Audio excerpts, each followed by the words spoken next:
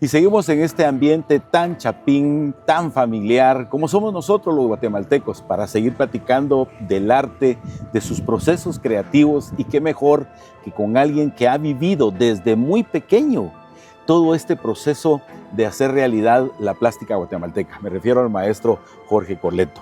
Me gustaría ampliar un poco más en todo este proceso creativo, porque creo que es la capacidad que tienen algunos seres humanos, como en tu caso, de poder sacar algo dentro de sí, elaborarlo en la mente y poder plasmarlo. ¿Cómo surge ese proceso en ti? Sí, para mí es un proceso como yo lo comparo con una licuadora, ¿va? Todo viene hacia adentro, metes todo lo que puedes en la licuadora, ahí se vuelve una cuestión de cómo te sentís, tu ánimo, todas esas cuestiones que tienen que ver con el sentido de cómo vas a lograr un proceso creativo ahí, y estás licuando todo lo que absorbiste en ese momento y es lo que te está interesando para poder plasmar, y de ahí pues ya hay un producto ahí adentro y ya lo echas en un vaso, por así llamarlo, que este sería el proceso de llevarlo a un trabajo pictórico o escultórico o a la música, en el caso de los músicos, es llevarlo a ese proceso para que la gente ya pueda ver todo esto, ¿verdad? Entonces es bien rico porque es como el medio de comunicación. A mí por eso me gusta, porque el arte es un medio de comunicación, aunque la gente tal vez no lo ve tan directamente como un medio, pero es eso. Yo primero recibí, soy receptor, y de ahí soy transmisor nuevamente. Entonces dentro de mí se procesa toda esta información que viene de fuera, y toda esta información se forma de alguna manera. Te lo comparo con hacer pinturas del Quijote, por ejemplo. ¿Cuántos pintores no hemos pintado al Quijote? Pero ninguna pintura es igual, porque cada quien la ha procesado en su entorno, en su forma, digamos, en ese momento que está viviendo, ese contexto. También su espacio, todo tiene que ver con lo que él es, para poder sacar esta pintura, que sigue siendo el Quijote, pero es mi Quijote. O sea, es el Quijote que yo procesé, muy distinto al que tú procesaste. Entonces, pero sigue siendo el mismo personaje. Es como una novela, puedes ver los diferentes, digamos, entornos que hay de acuerdo a un personaje, ¿verdad? Ese personaje es malo, pero no es malo con todos, él tiene también sus amigos. O este personaje es bueno, pero no es bueno con todos, ¿verdad? También tiene sus enemigos. Entonces, es esto que se va dando, que logra hacer de alguna manera que nosotros como artistas podamos tener ese medio creativo, pero que viene muy ligado a todo lo que nosotros somos. Si tal vez yo no hubiera crecido en el entorno que crecí, si no hubiera tenido, por ejemplo, hablando de las alfombras artísticas, si no hubiera tenido esa educación en colegios católicos, yo estudié primero en el Colegio Betanzos, después en el Colegio San Sebastián, si no hubiera tenido todo eso, porque ahí aprendí toda esta relación que había con digamos, propiamente con la Semana Santa y la Cuaresma, y nosotros teníamos que hacer, por decirte algo, cuarto magisterio le tocaba hacer la alfombra donde iba a pasar Jesús de Candelaria, y a quinto magisterio le tocaba hacer la de Jesús sepultado. Entonces estábamos todo eso, y de ahí es donde nace precisamente mi idea de hacer alfombras artísticas.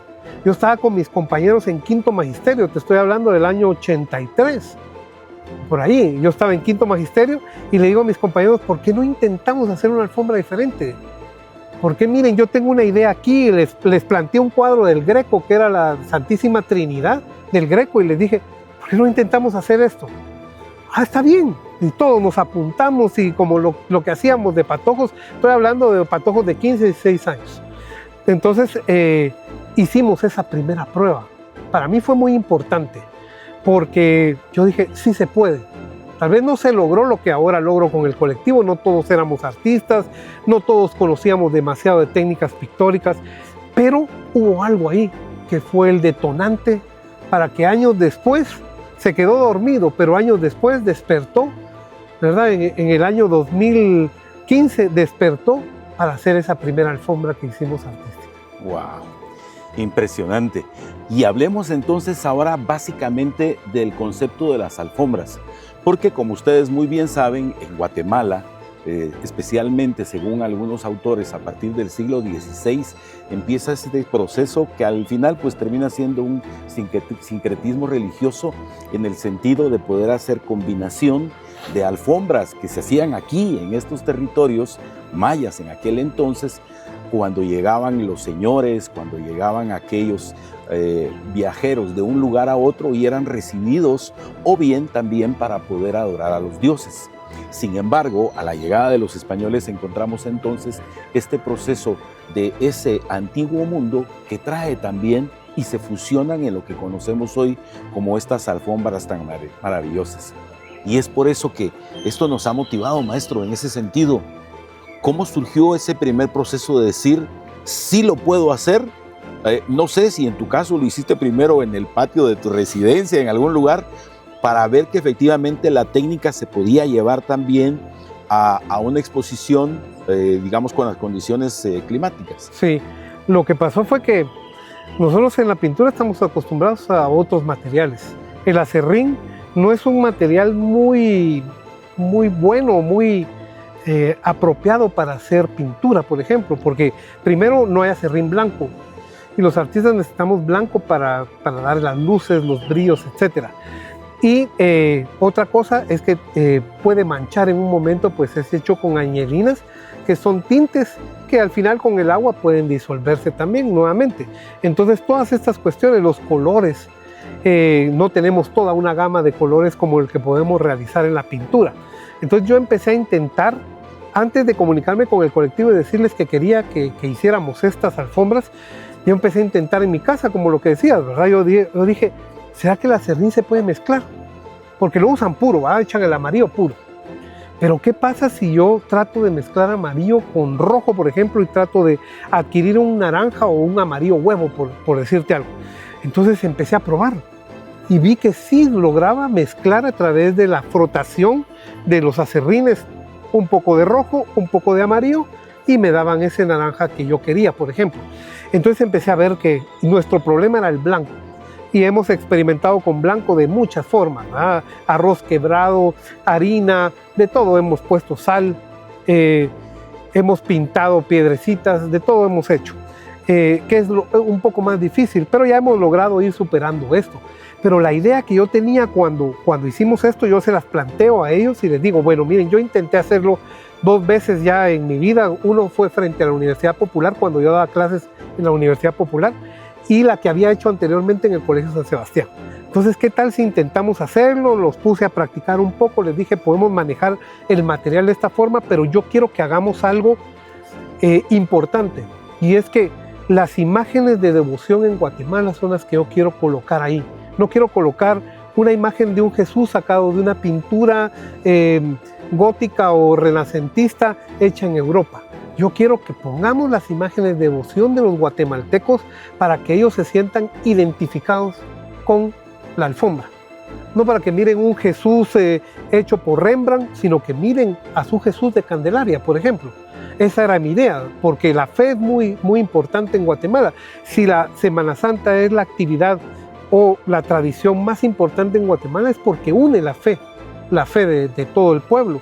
Y están los alimentos, lo que me decías cuando estábamos hablando antes, que olores, sabores, colores, ahí están metidos todos los sentidos en la Semana Santa. Es tan importante. La música es hecha por artistas nuestros.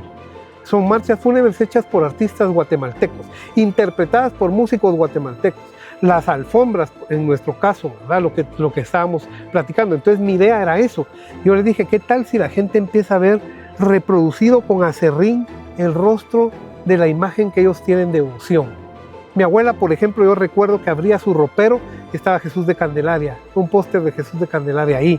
Y lo he visto en muchas familias que a veces tienen la imagen de Jesús de la Merced, que tienen imagen de Jesús del Rescate, etc. Todo esto es lo que yo fui viendo, cómo era esa fe y eso que mueve a la gente para tener esta devoción. Yo dije, es importante que nos metamos dentro de esto, porque esto es la tradición guatemalteca. Y esto es lo que yo quiero, crear una ventana para que la gente en el exterior conozca cómo es Guatemala, que se enriquezca con la cultura guatemalteca. Esa es la idea. Wow. Y hablando de todo esto, ¿cómo surge entonces, si ya sabemos cómo surge el proceso creativo, ya el proceso directamente de la elaboración? Porque te vimos en la pasada alfombra de la reseña en la ciudad de Guatemala, en el Templo Mercedario, básicamente como un director de orquesta, pero también poniéndole toques, moviéndote, estar inmerso. Hay un sentido de pertenencia y yo fui uno de los muchos que juntos estuvimos allí viendo ese proceso. Pero ¿cómo se decide a decir, sí, vamos a hacer esta imagen? ¿Quién va a hacer el cabello? ¿Quién le va a hacer la barba? ¿Quién el color? Incluso personalmente me recuerdo que muchas personas me dijeron, mire, es que el color de la sangre que sale parece sangre real. O sea, llegar a parecerse tanto el color a la sangre, esas cosas, maestro. Y otra cosa, eso por un lado, pero otra cosa también es lograr mantener esos colores vivos que tienen las alfombras guatemaltecas, ¿verdad? Porque claro, yo creo que eso era un poco el reto que yo tenía cuando empezaba a diseñar alfombras, era ver qué coloridas eran las alfombras guatemaltecas y yo no quería apagarlas con demasiadas degradaciones tonales, porque lo que hace es la pintura muchas veces lleva a planos posteriores y todo esto, que es muy hermoso, pero que deja de verse ese color natural de nuestros vestidos típicos, por ejemplo, que tenemos en Guatemala, de la indumentaria maya. Y todo esto yo quería plasmarlo en las alfombras, yo quería que siguiera siendo parte de. Entonces eso era uno de los retos que teníamos. Y entonces, por supuesto que nosotros somos artistas visuales y conocemos mucho de color y cómo desarrollarlo. Entonces, yo creo que al principio casi solo yo hacía los retratos, las caras, porque tenían que ir aprendiendo los demás, pero ahora ya hemos soltado a que todos tenemos la capacidad de hacer cualquier cosa que está dentro de la alfombra, porque tenemos el conocimiento, pero aparte ya tenemos esa manera de saber cómo abordar el material que estamos usando, que en este caso es el acerrín, el corozo, las flores, para poder dar todo el sentido artístico de gradaciones tonales, claros, oscuros, y cómo manejar el color y la técnica de separación de planos. Todo eso es lo que llevamos a cabo con esto. Y otra cosa que me ha interesado también, por un lado, porque ese es en el proceso creativo, que me ha interesado que, digamos, dar otra vez a la gente o regresar a la gente, sobre todo a los jóvenes, que conozcan todas esas tradiciones que se han ido perdiendo. Un año completo dedicamos a las leyendas de Guatemala dentro de las alfombras.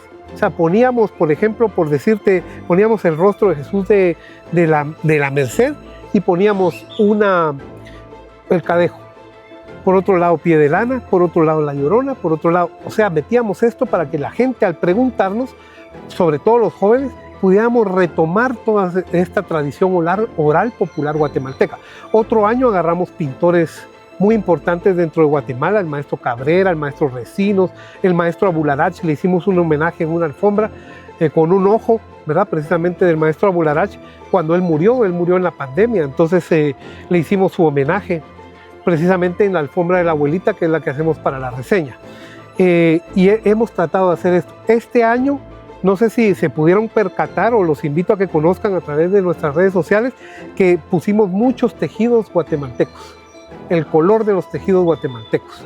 Eso nos interesó mucho plasmar dentro de nuestras obras en este año, para dejar esto un huipil de Zumpango, un huipil de Cobán, cuestiones como esas, los colores y las formas que hacen nuestros compatriotas indígenas, los cuales logran un desarrollo artístico, artesanal, dentro de su proceso creativo, que es hacer sus tejidos.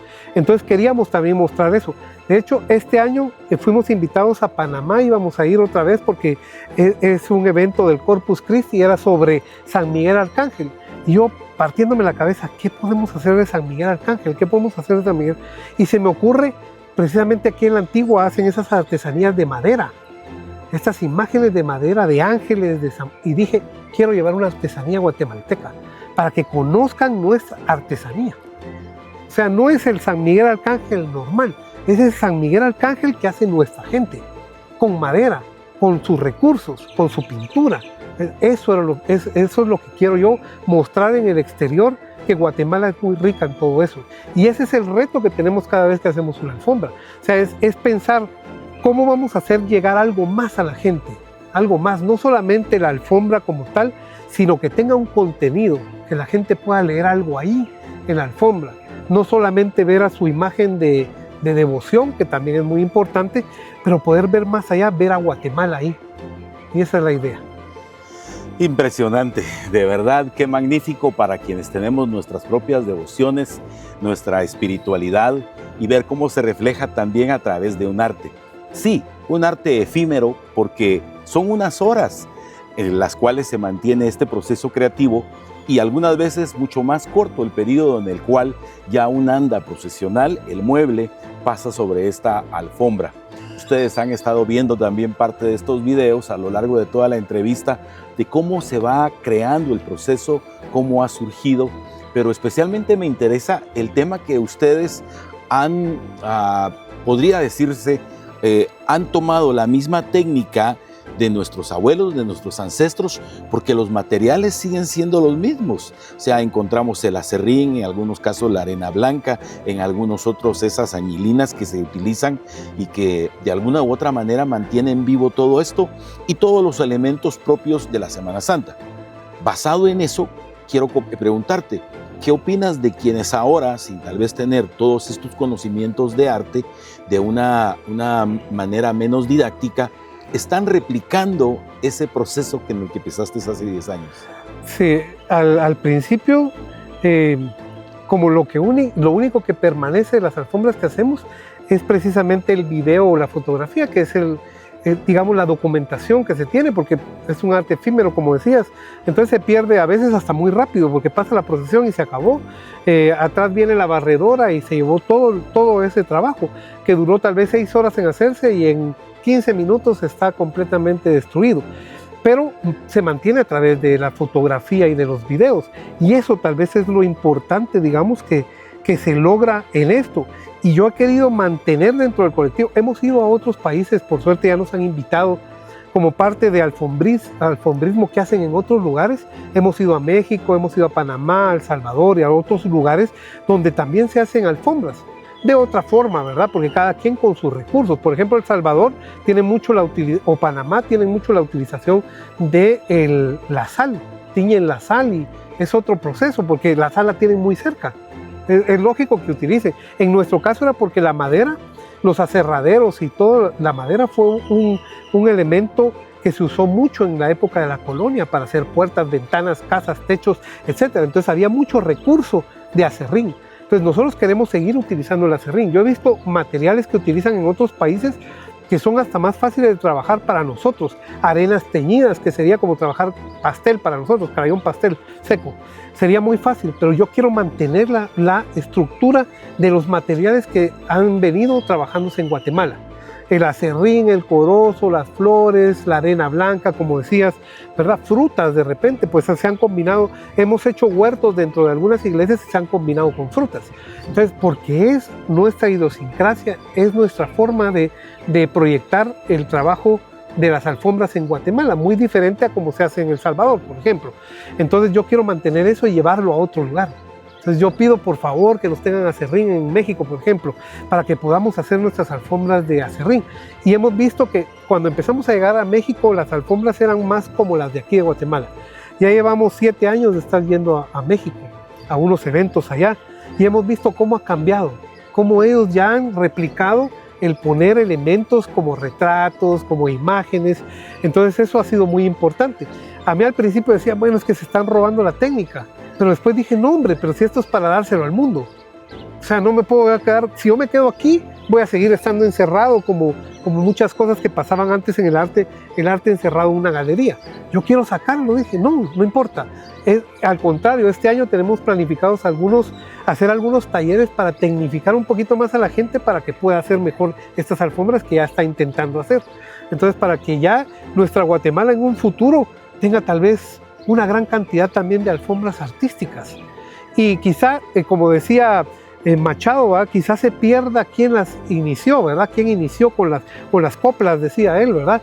Tal vez se pierde eso, pero se vuelve del pueblo. Y tal vez como puede uno trascender mejor es dejando un legado a su pueblo, aunque tal vez se pierda el creador, pero no se pierde el legado. Y el legado es importante, y alguien como vos va a venir en un momento a decir, voy a retomar a ver de dónde viene este legado. Y entonces podemos llegar a encontrar a quien lo hizo, ¿verdad? Pero lo más importante es que el legado está ahí y se está expandiendo. Y así es como se expanden los movimientos artísticos, ¿verdad? Entonces el barroco empezó en un lugar, empieza en España, por ejemplo, ¿verdad? O en Italia, empiezan estos movimientos y de repente se empiezan a extender, a extender, a extender.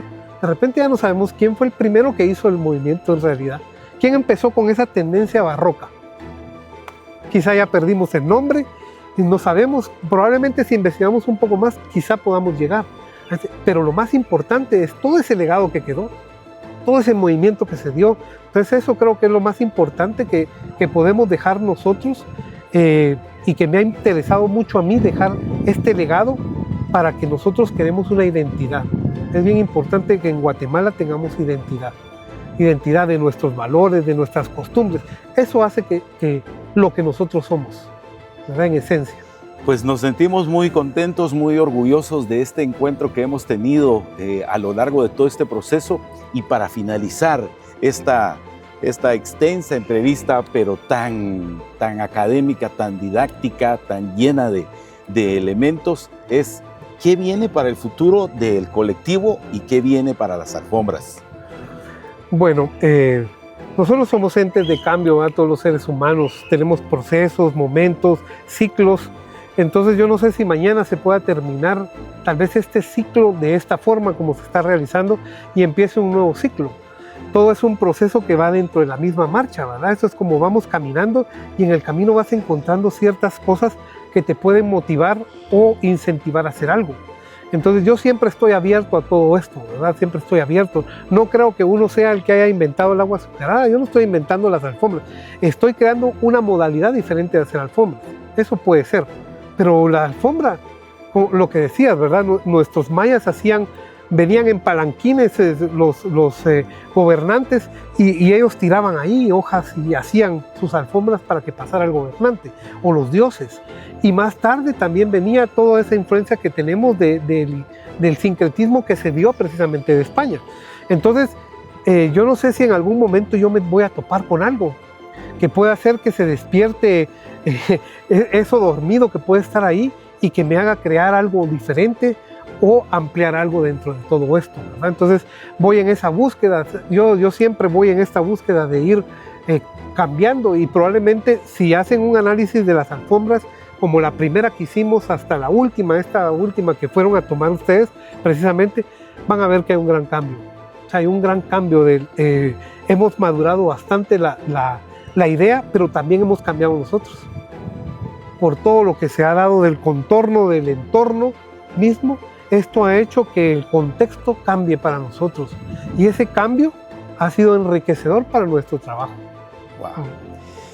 Bueno, pues no nos queda más que reiterar esas palabras de Machado, que lo que se pierde en el anonimato se gana en la inmortalidad, en la eternidad.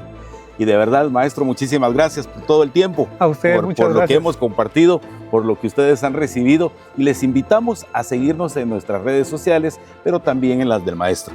Sí, nosotros aparecemos en todas las redes sociales como Colectivo Chucho Callejero. Ahí pueden ver todo el desarrollo de nuestro trabajo. También nos pueden contactar y darnos su opinión del trabajo que están viendo que hemos realizado. Será hasta una próxima oportunidad, con su amable permiso.